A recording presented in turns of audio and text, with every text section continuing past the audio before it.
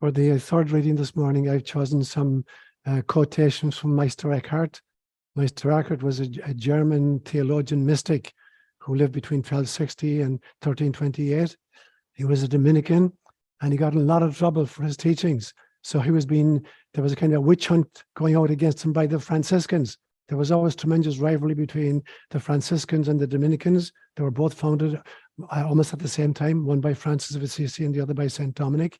And so they dragged him to Avignon. At that stage, the papacy had moved to France, to Avignon.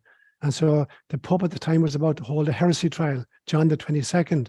And he was, Eckhart was going to be accused of heresy. He had the kind of perspicacity to die on the way and never quite reached Avignon. So I've chosen 8 little excerpts of sayings of Eckhart.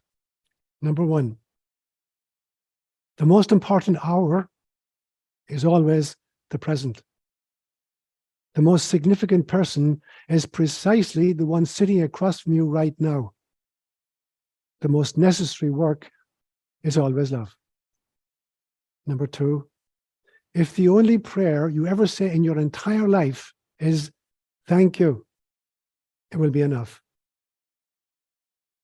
Number 3, there is a huge silence inside each of us that beckons us into itself, and the recovery of our own silence can begin to teach us the language of heaven. Number 4, the only thing that burns in hell is the part of you that won't let go of your life, your memories, your attachments.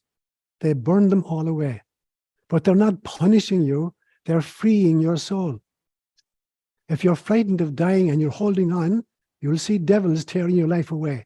If you've made your peace, then the devils are really angels freeing you from the earth.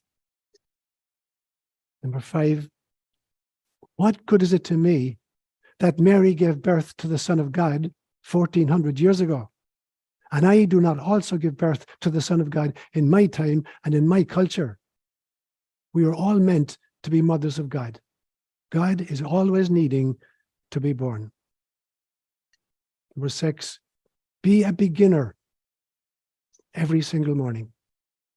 Number 7, the soul does not grow by addition, but by subtraction. And finally, number 8, apprehend God in all things, for God is in all things. Every single creature is full of God and is a book about God. Every creature is a word of God. These are words inspired by God. So for the month of November, if you've been attending, I've chosen the theme of from secular revolution to mystical evolution. And so I dealt with that on the first Sunday and the second Sunday. So today is the third Sunday. So I'm going to do a recap of those 2 previous homilies and then open it up to Q&A.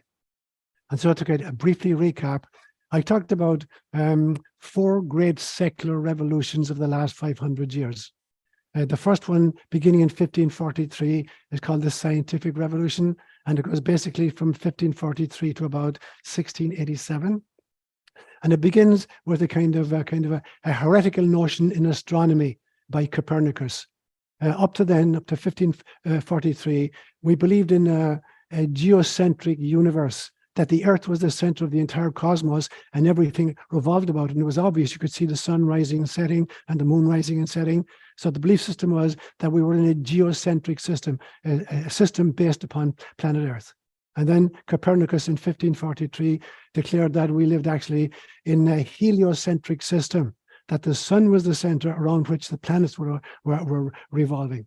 And he really got lambasted for doing this. So this was really the beginning. Thereafter, there were huge movements in mathematics and physics and biology and chemistry. And taken together, they're often called the Scientific Revolution. So then beginning with Copernicus in 1543, you had people like René Descartes, an extraordinarily brilliant French polymath who was brilliant in so many different topics. And he gave us the famous statement, cogito ergo sum, I think, therefore I am. And at this stage now, there's a big emphasis on reason as distinct from revelation. And then it comes to a close, that period in 1687, with Isaac Newton and his extraordinary teaching about gravity and the three laws of motion. But the interesting thing is that all these three characters whom I've just mentioned, Copernicus and Descartes and Newton, they were all deeply religious people. They were not atheists, or they're not rejecting, God in any sense of the word. So that would have been the first great revolution, 1543. The second one is called the Industrial Revolution, and typically the dates given for that are from about 1760 to 1840. Some really extraordinary advances. Things like Jamie Watt, this young Scottish boy who watched the kettle steaming on the fireplace and could see the lid moving up and down constantly because the steam was lifting it. And it's the beginning of steam engines and even steamboats that came across the Atlantic. And then you had Michael Faraday, who invented the electric generator. You had Thomas Edison, who gave us the light bulb, and Alexander Graham Bell, who gave us the phone, and Carl Benz, who gave us the very first motor car. So that would be the Industrial Revolution, 1760 to about 1840. The third one is in our own lifetime. It's called the Informational Revolution, beginning in the 1980s with extraordinary advances in computer technology and the extraordinary ability to store and access vast bulks of information, terabytes of information. And the next one is sometimes called the Fourth Industrial Revolution, and it happens very, very recently, in the 21st century. So it involves stuff like artificial intelligence and the movement from from ASI to AGI. ASI is artificial specialized intelligence. So there are some forms of artificial intelligence which are really, really good in specific areas, but they're not general. And now we're moving into AGI, which is artificial generalized intelligence, with the real possibility that within the next 10 years, they're going to outsmart humans completely and take over. We also have in this 21st century, gene editing, CRISPR technology. And literally you can buy a home package and you can begin to gene edit, life forms, plants, animals, whatever. And then you have advanced robotics. And so in this particular movement, there's a blurring of the distinctions between physical reality, digital reality, and biological reality. And certainly for many of the younger generation of children who are, involved with VR, virtual reality, and are stuck in front of iPads and iPhones and whatever, it's becoming increasingly difficult for them to actually distinguish between what's physically real, what's digitally real, and what's biologically real. Now, the result of these four great revolutions, some extraordinary benefits, obviously. The development of trade routes all over the world that could allow us to kind of import fruit from different parts of the world when they're not seasonal where we live, or to import, microchips from Taiwan. So the supply chains have given us lots and lots of goodies, but downstream there have been lots of vulnerabilities.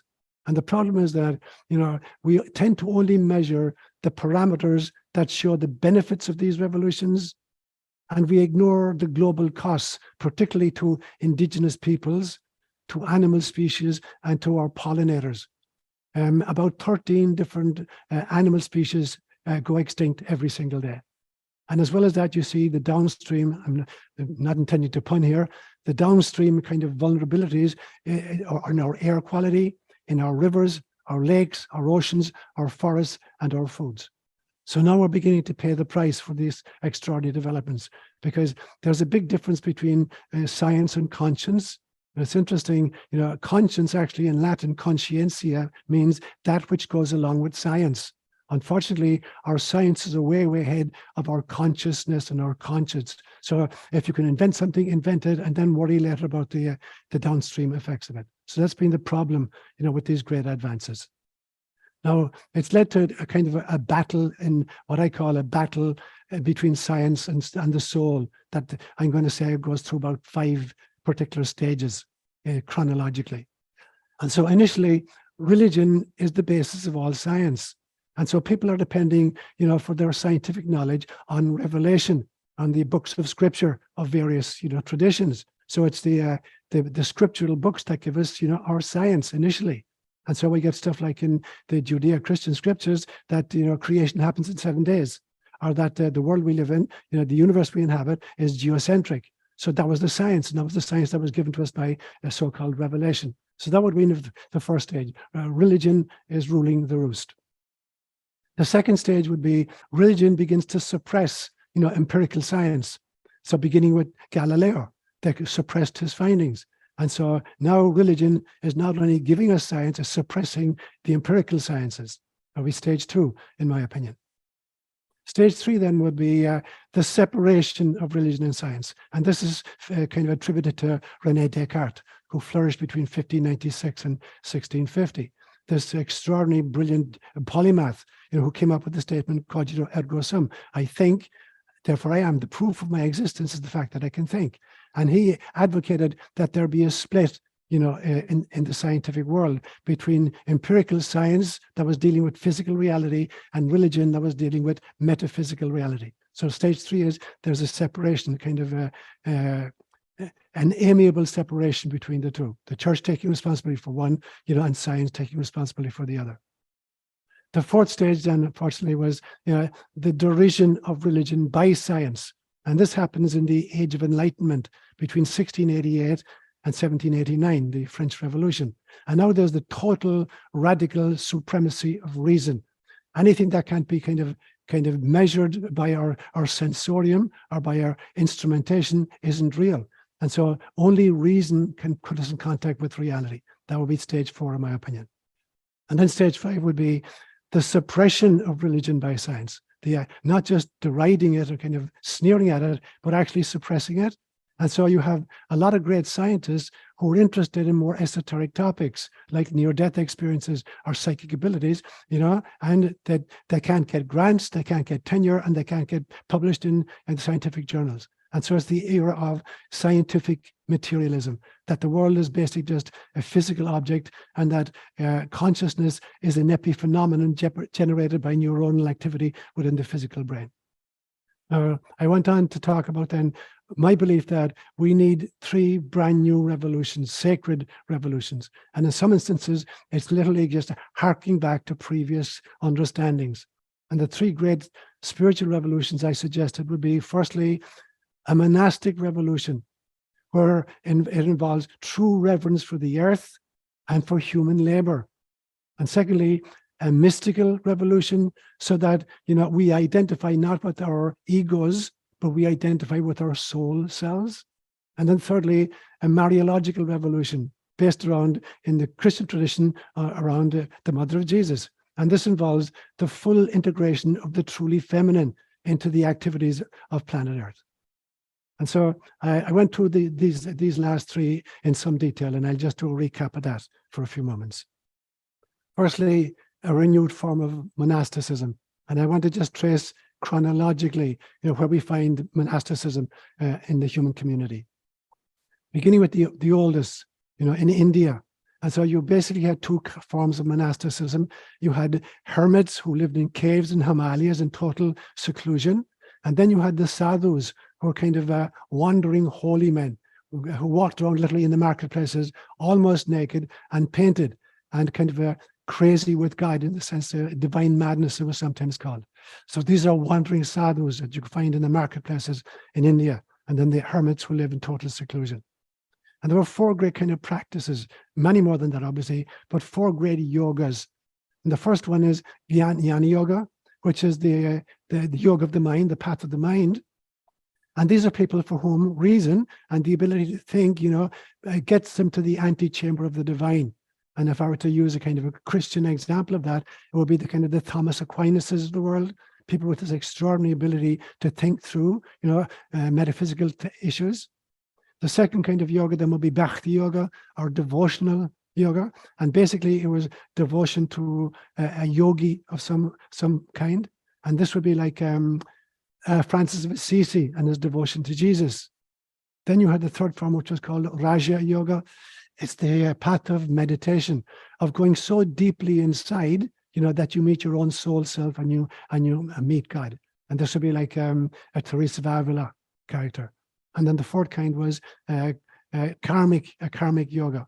And this is a kind of, it's compassion in action.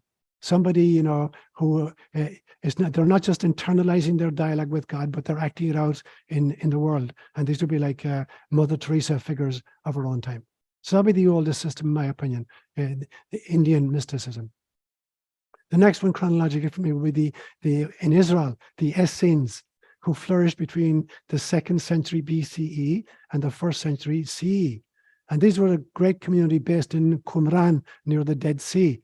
And it's from those that we get this extraordinary treasure trove of material that was discovered, you know, from 1947 to 1952, called the Dead Sea Scrolls, where you literally have copies of almost every single book of the Hebrew scriptures, and then some extra canonical or pseudo-epigraphical books as well. And so this was a community which was totally disillusioned with the temple in Jerusalem and the priesthood, and believed that they had totally corrupted the message of God, of Yahweh. And so they broke from a corrupt temple and corrupt priests and Sadducees, and they formed their own community in Qumran. And they lived a communal monastic life. Some of them actually took vows of celibacy, and then some of them married. And so they existed until the end of the 1st century CE. Of course, the Romans came in and did pay to it. So the next one will be the Christian version. And so this begins Christian monasticism with St. Anthony of Egypt. He's called Anthony of the Desert, who lived a long, long life. He was born in 251 AD and lived to be until 356 AD. So he was 105 years old when he died. And he was the beginning of what would you call individual remote hermits living in the deserts of Egypt. So individuals, you know, many, many miles from each other, living alone for their entire lifetimes. Then there was a second movement by Saint Pachomius, who flourished between 292 AD and 348 AD. And these were communities that they lived kind of separately from Monday to Friday in desert regions, but close enough to each other that they could come together for Saturday and Sunday for the liturgies. So it's a different form from Anthony's. And then finally with St. Benedict, who flourished from 480 AD to 543 AD, the notion of a permanent monastic community. And so a group life that they lived as a group. And the great parts of group life consisted of labor, an extraordinary emphasis on work, on physical labor. You know, and there was this great statement of Anthony, laborare est orare, to work is to pray. So actually physical labor is prayer. Now, some wit sometimes says, well, you could kind of unpack that, you know, and differently. You could say laborare est orare means, you know, prayer is really hard work, and it is. So labor was a hugely important part of the monastic life. Secondly, education. They were famous, you know, for their scriptoriums, and they were the beginners. They were the ones who gave us the first universities in Europe, including the University of Paris. That'll go back to the 1300s. So big into education, very much into agriculture, extraordinary love for the land, both plants and animal life, extraordinary prayer life, a devotion to silence. Many of these, the only time they used their voices was to kind of to pray and to chant as a community. And I remember as a young boy spending time in Mount Melleray in a famous Cistercian monastery in County Waterford in Ireland, and spending a few days there at a time. And these monks were up at 2:15 every morning, and they began to chant the liturgy, you know, so they got about like 6 hours sleep. And throughout the day, there was the cycles of the hours, and then the days, and then the weeks, and then the months, and then the year. And so prayer and silence and music and chant and liturgy were also part of this. So that's what the kind of the monastic life looked like at that stage. In Ireland, we find all three kinds of monasticism: the individual hermits, the groups who got together at the weekend for liturgies, and then kind of those who were living in communities of 12 or more.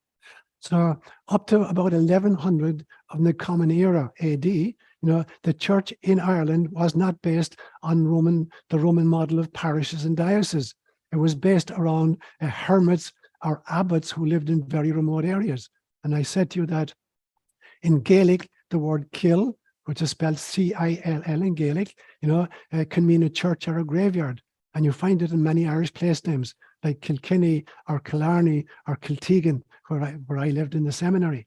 And so it can mean the church of, or the graveyard around. Because what happened was when people began to discover these remotely living hermits and realized that there were holy men and holy women, when people died, they wanted their dead to be buried in proximity to these holy people. And so the graveyards grew up around the hermitages. And so the word kill then could be a church or a graveyard. And that was the kind of the origin of the Irish church, the Christian church in Ireland. And that succeeded right down to the 1100s, in spite of many, many attempts by Rome to kind of lick us into shape and adopt the Roman system of parishes and dioceses. It was only with the arrival of the kind of the Normans in 1169 and the importing of, you know, other missionary groups into Ireland that they began to force a kind of a parish and a diocesan system. And I talked about this beautiful remote island 7 miles off the southwest coast of Ireland called Skellig Michael, or in English, Skellig Michael. It's two peaks jutting out of the ocean like two broken teeth. And there was a community of 12 monks who lived there. And then at the very top of one peak, there was a hermit who was even separated from the community. And it existed from the 6th century to the 13th century. And then European weather changed very dramatically in the 1300s, and the Arctic ice began to come further and further south, and wind conditions became unsustainable, so they moved onto the mainland. And I had the privilege of, you know, that my father, you know, this place had been abandoned for hundreds of years. He was the first archaeologist to spend 3 months living alone on Skellig Michael, with food supplies being delivered to him once a month, as he was doing the initial kind of archaeological drawings of the area. And then subsequently, the University of Berkeley, University of California in Berkeley, a guy called Walter Horn went out there with a team using kind of helicopters and planes to map it out more fully. So that's what I said about monasticism a few weeks ago.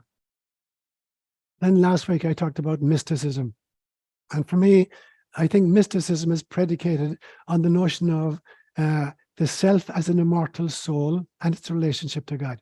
So if there was one core tenet or one core kind of guiding principle in mysticism, I think it would be that it's predicated on the notion of that the self actually is an immortal soul and has a relationship with God. And you find this all over the world. You find it in Egypt, in Greece, in Persia, in Africa, in the Americas, among the Vikings, among the Celts, and among the Romans. All over the world, this notion is scattered all over the world. And I've suggested to you that I believe that in talking about God, we've gone through 5 very significant stages, beginning in 7,000 years ago, when Homo sapiens morphed into Homo sapiens.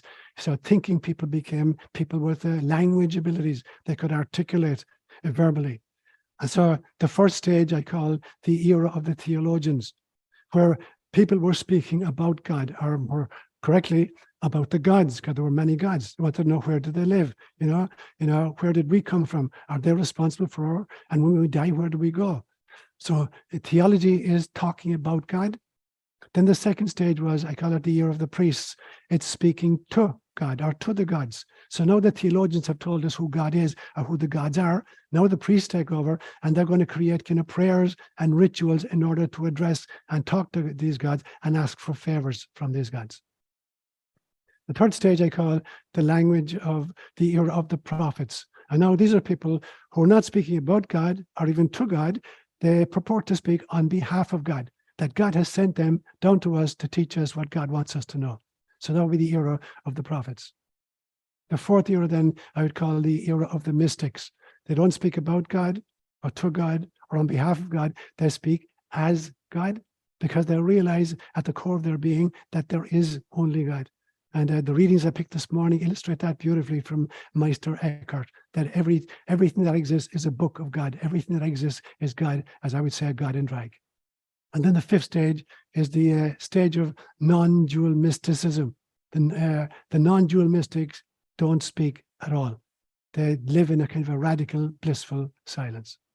So that would be kind of the my understanding of mysticism.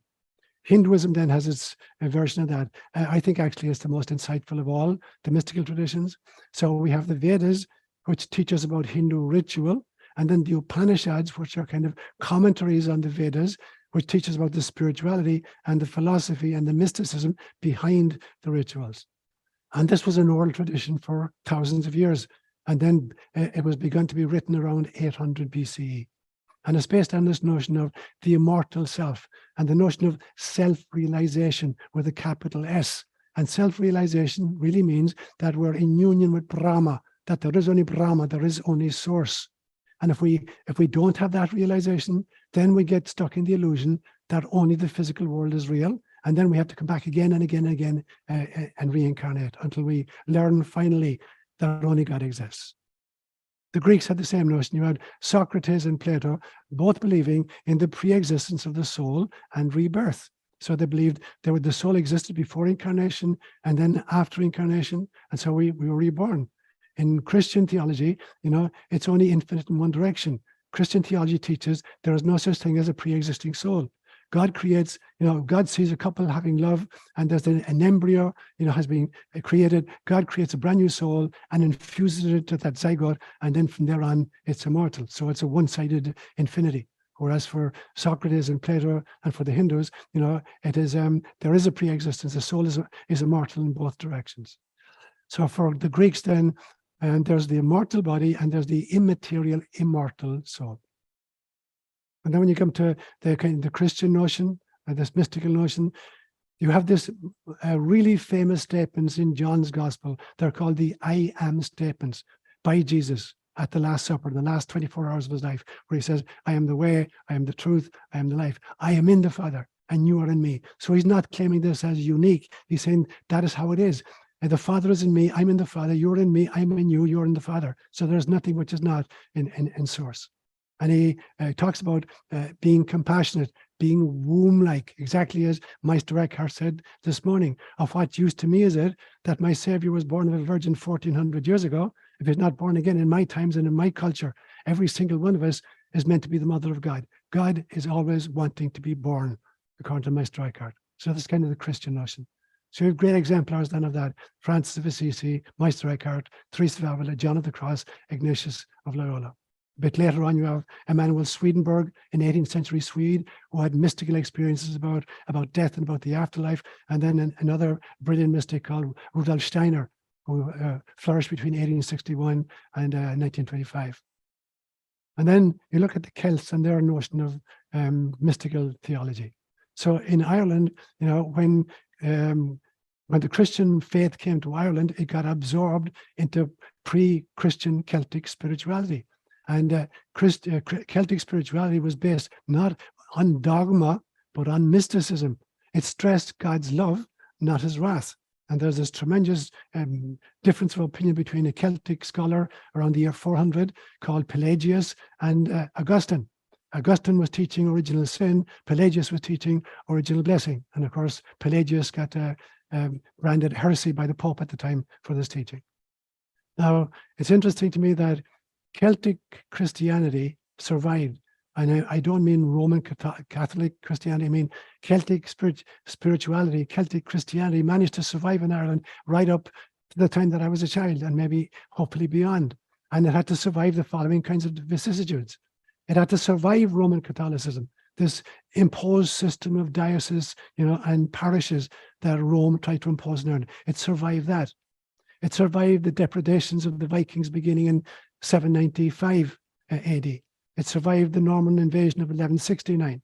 It survived British occupation of 400 years. It survived the plantation of Ulster, where they brought in Protestants from Scotland and gave them the land of Ireland and forced the Irish into the west part of Ireland, which was really rocky place.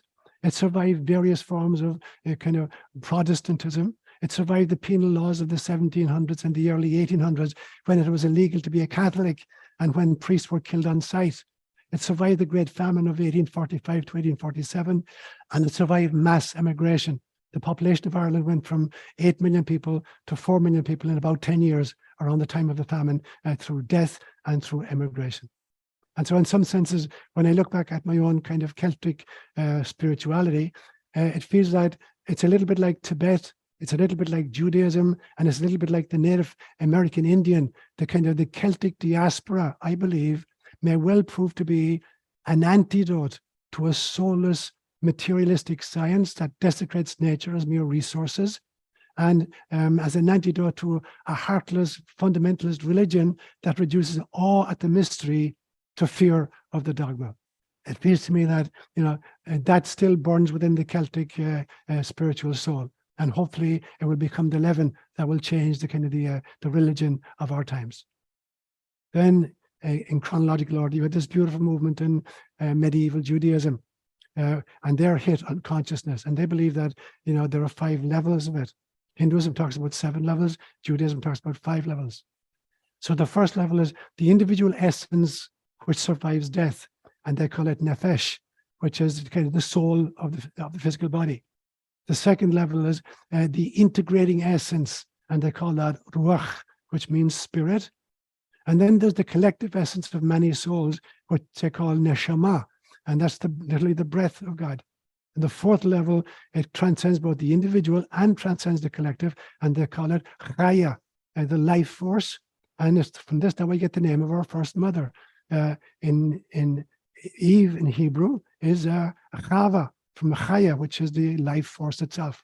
And then the fifth stage is ultimate consciousness, where we merge with the divine, and that they call yachida, union with the transcendent. And then I gave my own, over the years, I put a lot of thought into kind of what mysticism really means. And so I break it down to 3 simple steps, 3 levels of the self.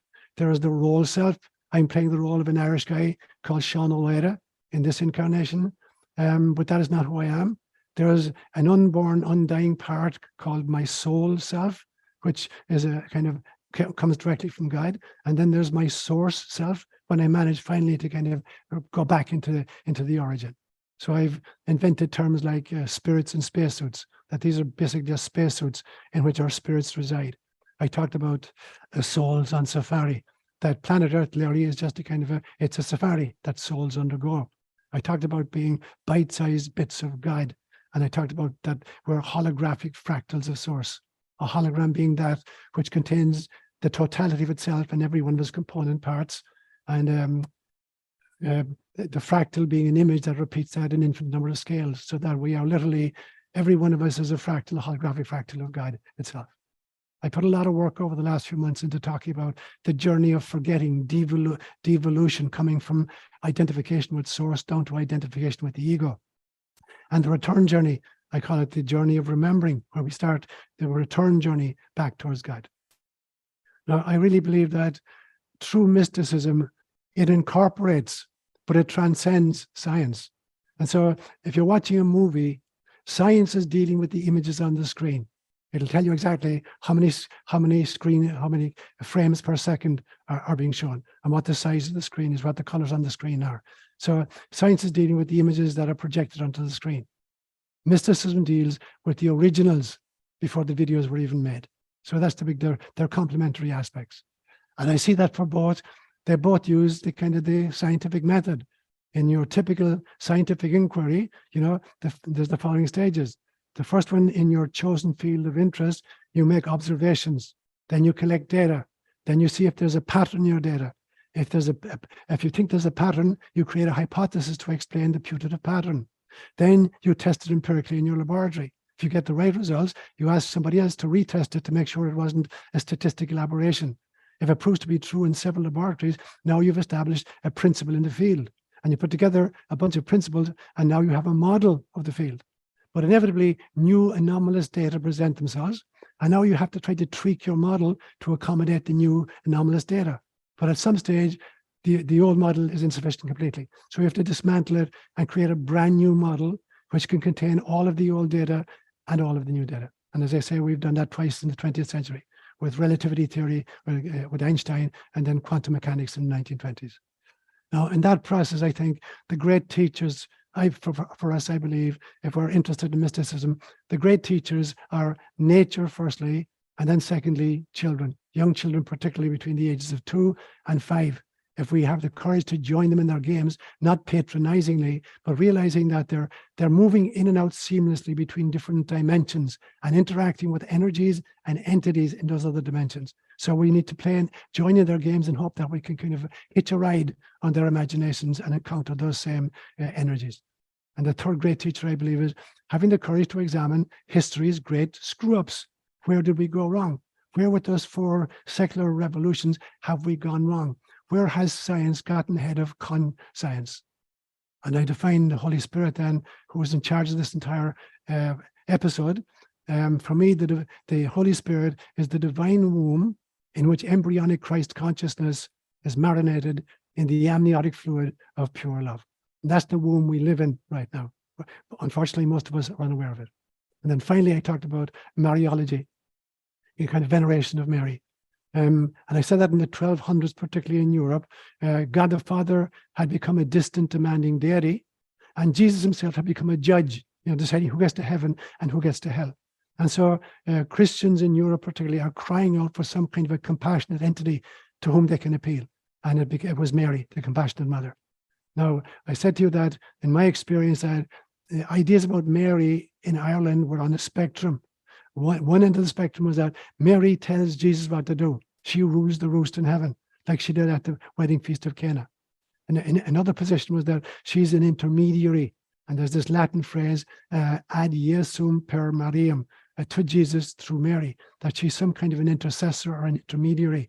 And at the other end of the spectrum is that she actually has a hidden door at the back of heaven, and she sneaks everybody through there. Peter's at the front door trying to check off names, and Mary is beckoning them to come around the back, and she let them in. So in 1950, with the doctrine of the Assumption of Mary into heaven and the coronation of Mary as Queen of Heaven, for the first time ever, you get the surreptitious understanding that the feminine is assuming its rightful place in mystical theology. I talked a little bit about the Rosary, which was kind of more or less put together by Saint Dominic, the founder of the EOPs, of the Dominicans, in 1214. And I talked about the even during the Latin Mass, when I was a kid growing up, the old women in the church would ignore the priest on the altar and they'd pray the Rosary. They had no idea what was happening up there, but they knew what was happening when they spoke to Mary. And in Ireland, during the penal days, when it was illegal to be a Catholic and there was no Mass permissible, it was the Rosary that kept people together. And every night, as a little child, my great-grandmother Muddy would gather us around the fire and pray the Rosary together. So in conclusion, I'm going to go back just to an image I've used several times, that there are homes in Ireland, when I was growing up at least, where the fire had never gone out for literally 300 or 400 years. And what happened was we used peat or turf to make our fires. And at night, everybody went to bed. The mother was the last person left. She'd heap ashes on the glowing embers. And then in the morning, she'd be the first person up. She'd rake back the ashes and put fresh turf on it, and the fire would burst into life again. And so my belief that hidden under the ashes of atheism, agnosticism, and fundamentalist religion are the embers of mysticism, and they're being fanned into flame by the breath of the Holy Spirit. And that is our function. That is the mission of anybody who's waking up, to find those hidden embers, to rake away the ashes, to put peat in it, and to blow new life into our spiritualities. Great, guys. So let's open it up to a Q&A. Father Sean, I was hoping you could talk briefly on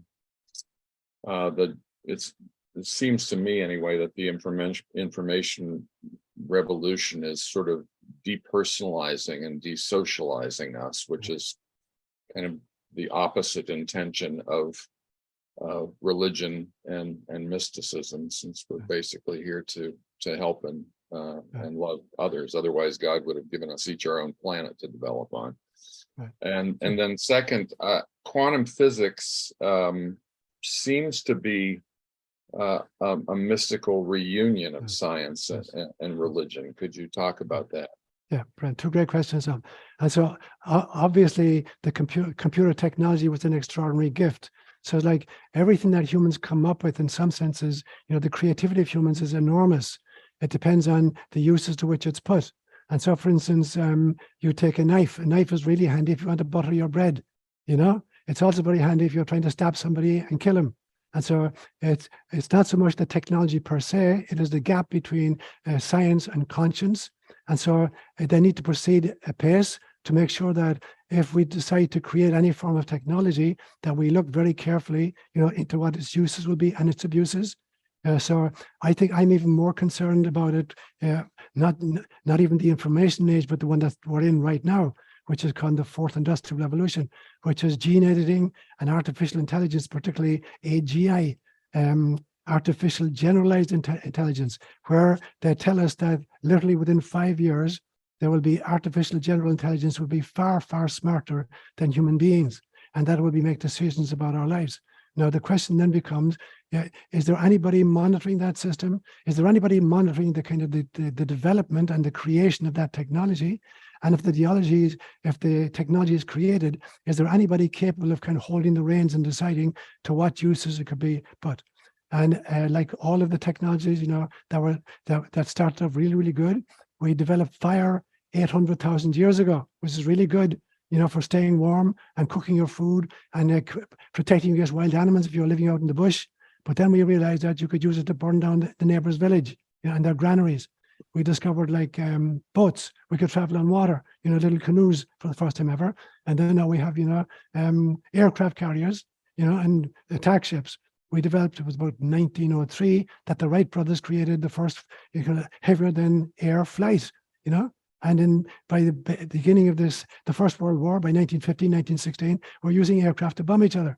And so it's like everything we've come up with, we've pressed into the service of nefarious activities. So there's two questions then. How do you put a kind of a cap or a monitoring on what is being developed?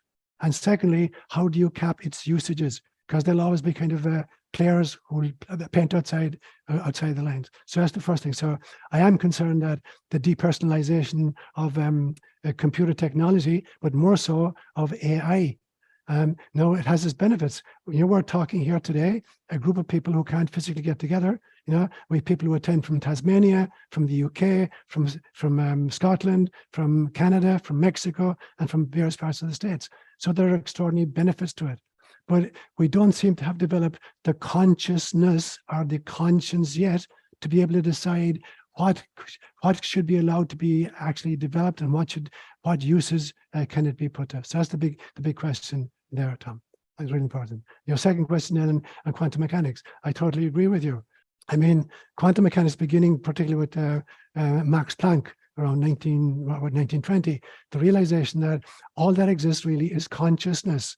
And that you can't step outside consciousness. They were saying that literally 100 years ago, but materialistic science didn't buy into it. So we actually realized, and I spoke about this a few weeks ago, that where there are different levels of receptors that allow us to kind of download data from non-local consciousness, the field of quantum entanglement, where everything is connected to everything else. And so I created actually a taxonomy where I believe that there's a specific receptor, that's downloading information in you, Tom, to make a kidney or make a heart, or make a spleen. And these different receptors in your body, they don't get mixed up. The ones that are in charge of the heart aren't trying to create a kidney. So there are kind of organ-specific receptors that are downloading that from quantum mechanics, the field of non-local consciousness. Then there's an organism-specific receptor. So there's Tom Peters, there's a sense of who you are. You're losing 500,000 cells every second. But still there's something that tells you I'm still Tom Peters, even though your physiology is radically changing. So there's an organism-specific receptor that's allowing you to identify with who you are. The third level up is the DNA. And the DNA is that which allows us to be different from each other. There are 8 billion of us on the planet right now, but your specific DNA is going to make sure you're not going to be kind of mix yourself up with Rick Larson. You're Tom Peters. Rick is Rick, and so there's that level. And I believe that there's what they call junk DNA. There's 95% of the DNA that's useless. That's mishigas, as far as I'm concerned. I think that's the bandwidth which is available for mystical understandings. It's at that level of the DNA that we can kind of get in touch with our intuitive faculties, inspiration, visionary states, whatever. And so the mystics have learned how to harvest that junk DNA. And that's coming from the quantum mechanics as well. So I developed that taxonomy all the way up to the cosmos itself. So I really believe that, we live in an entangled field of consciousness, and only specific, receptors allow us to be either humans or bunny rabbits or oak trees or whatever, or develop specific kinds of psychic gifts. And that the mystics are the people who've learned to widen that out. So when you learn of Jesus walking on water or turning water into wine, this is not a miracle in the sense that God temporarily kind of sets aside the laws of the universe in order to indulge the prayers of holy people. It is that Jesus understood how to access a lot more of the DNA, a much bigger receptor, than most of us have. And so these things are possible, when we activate the junk DNA and we plug into the quantum reality of non-local consciousness. That's a long answer, Tom. Thanks. I'm interested in hearing your perspective on the evolution of monasticism and its place in the modern world. Okay, that's brilliant. So as I pointed out, Robbie, the monastics of various groups, so the individual monks and then the group who got together for Sunday worship and the group who lived in community, they had a lot of things in common. And the first thing is that they had an extraordinary belief in what I'm going to call junk DNA, this bandwidth of the DNA that allowed access to visionary states and mystical experiences. So they knew how to activate those. So that was part of the monastic genius. They also were grounded very, very firmly on terra firma, extraordinary love for the land, and extraordinary dedication to human work, labor. Laborare est orare, to pray, to work is to pray. So a love of the land and a love of the resources and the ability to treat it accordingly. They were big into education, and education from the Latin is from the Latin educare, and educare means to lead out from inside of. So unfortunately, education is very different from schooling. Schooling is the presumption that kids come in as empty vessels, which is like, so you're going to load up an empty bucket with a whole bunch of data, and that allegedly is education. That's not education, it's schooling, very different. And so you're destroying kids' imagination in favor of just data. And I've differentiated between knowledge and wisdom many times. And so knowledge is data which is generated by the sensorium and processed by the brain, whereas wisdom is data which is generated by the soul and processed by the heart. So monasticism knew these things. So it knew about the land, it knew about intuition, it knew about visionary states, it knew how to live in community, and to use their voices primarily and sometimes solely to praise God. They weren't allowed to talk to anybody, including fellow monks. They could only use their voices when they were praying, chanting, or singing. So I look at a whole bunch of ways in which the monks, they recognized the different parts of the day. There was different prayers for different parts of the day, different prayers for different days of the week, different prayers for different weeks of the year. And so there's this cycle where they're totally kind of aligned with nature herself. And all of their prayer is based on the fact that they've widened out the bandwidth of their receptivity. I have a question about the hermits and Right. monasticism. Would like the women that were burned at the stake, because they were different, eccentric, that kind, would they be considered hermits in that, that kind of sense? Because they don't really fit in with the rest of society, so they can be persecuted. I just wanted your... That's a brilliant differentiation, Denise. I love it. And so in some senses, anybody who sets themselves apart from the herd, that they won't buy into the propaganda of the church or the state or whatever, in some senses, they are hermits. That's a beautiful distinction. I love it. And so you have some really, really famous, saints in that tradition, like Hildegard von Bingen, or Teresa of Avila. But a lot of these women were just natural healers who knew the healing effects of the plants in their area, and they were midwives in some senses. So they were ushering new life into the world on a regular basis, physiologically and also kind of spiritually. And so in that sense, I agree totally with you that they're setting themselves apart from the mob who are just following the fundamentalist kind of dogma. And that was the reason why so many were either ignored or burned at the stake. So that's a brilliant distinction. I love it. Yeah, beautiful. Every technology advancement seems to come with an equal disadvancement, and which is one of the things that makes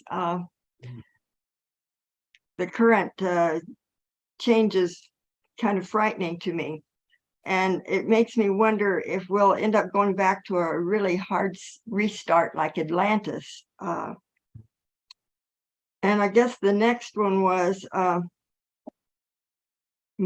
most of us are also dealing with the limitations of our epigenetic limitations with the parts of our cells that are not yet made, that are limited because we have limitations that were culturally placed over our actual potential. I find myself working on a lot of this with myself right now. Like I'm going through my whole past history, kind of rewriting and trying to get the different parts on the dimension they're supposed to be on now, not where I was 20 years ago, 30 years ago, etc. I know that's a lot of stuff, but Great. Two great questions, Marty. And so for the first question, the technology question, part of the problem is, going way, way back with agriculture. Agriculture really just evolved about 5,000 years ago, about 3,000 BCE. Before that, you had horticulture. Horticulture was done with the digging stick.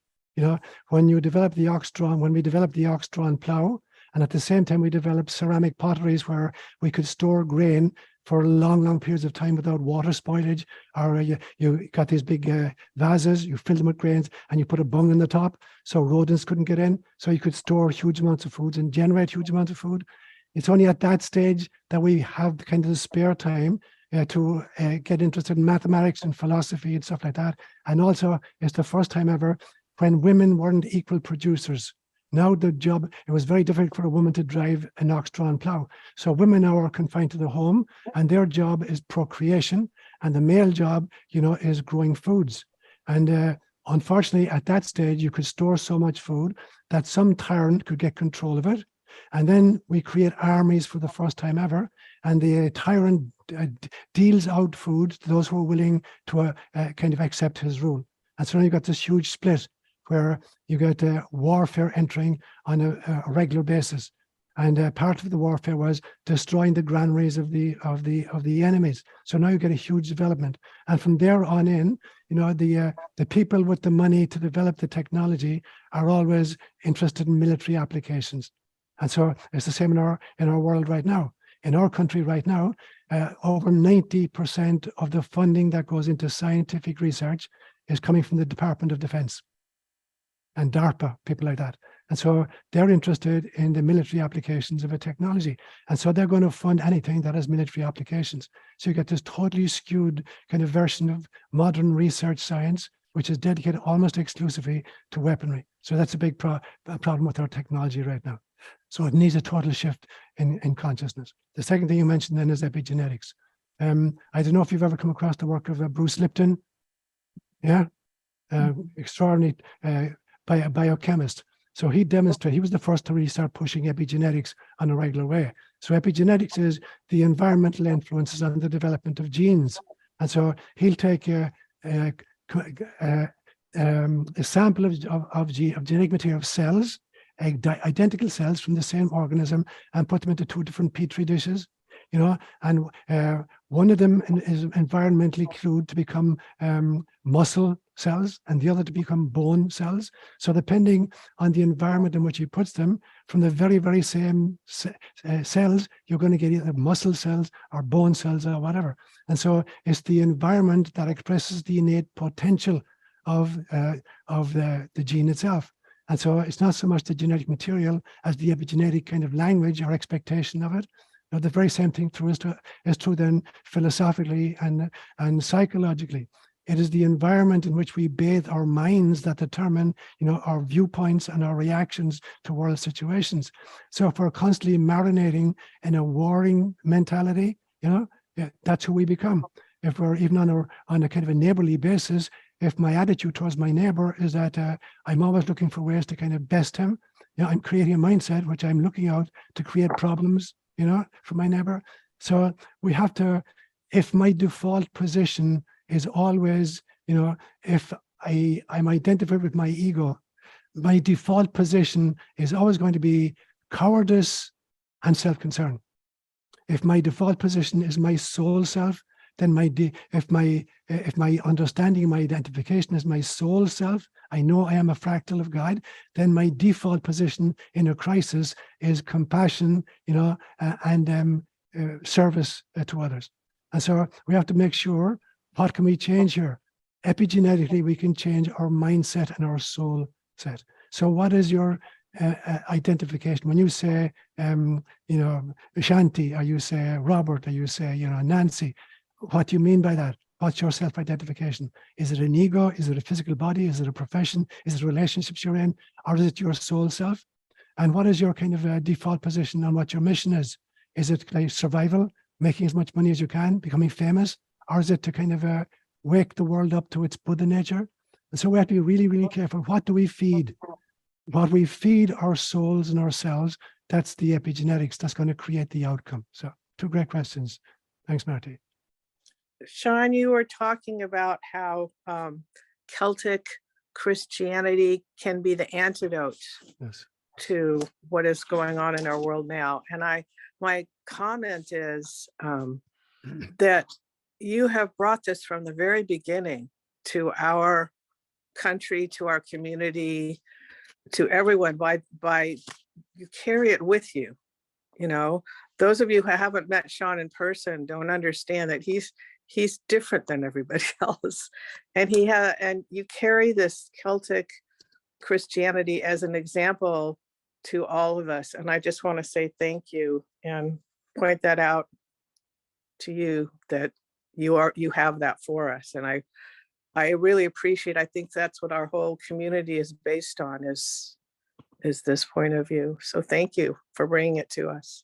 A million thanks, Joanna. Thanks a million, Pat.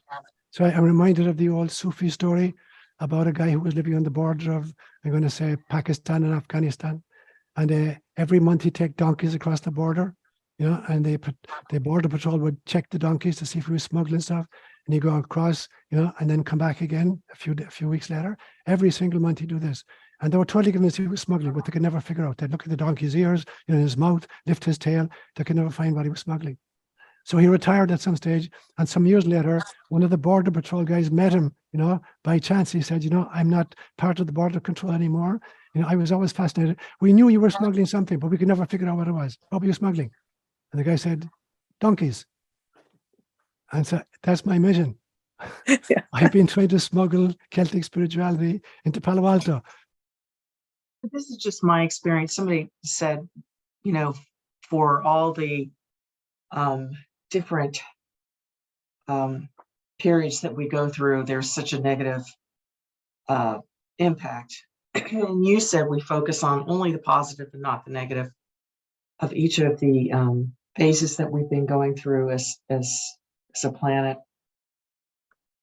In my, just saying this is my experience, but in my near-death experience, and I've never read this in any other near-death experience, but I actually went back to the age of the dinosaurs and all the way through each and every period, through the Dark Ages, the Renaissance, etc., all the way forward to the year 2300.